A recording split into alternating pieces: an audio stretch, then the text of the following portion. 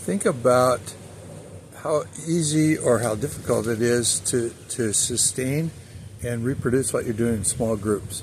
You know, most churches, probably every church, has a plethora of people with pastoral gifts, not too many with teaching gifts, not too many who are evangelists or apostles or prophets.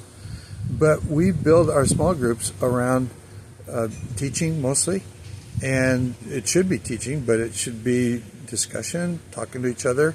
You know, it's very efficient to deliver a teaching on the weekend. Efficient meaning you can get a lot of material out to a lot of people in a hurry. A sermon is basically a lecture.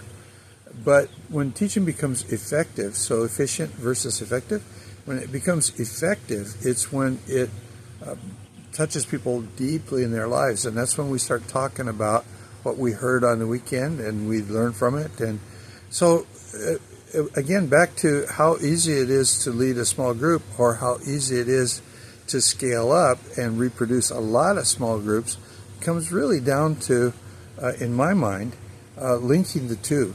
You know, somebody does a good job on the weekend putting a lot of material out there, and then people get together and you just have some simple questions that you ask that are all application oriented, and it makes it really easy to recruit new people to lead these groups.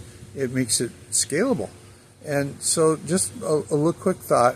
You know, I've been to several churches now in Southern California, and everywhere I go, everybody is either trying to lead a Bible study and not doing a very good job of it, trying to follow somebody's teaching manual and not doing a very good job of it. And then they take breaks all the time. People need pastoring year-round.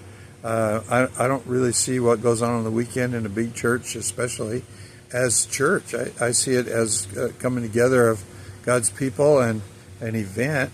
But I think that when we get into the small groups in the homes, that's where the action really happens.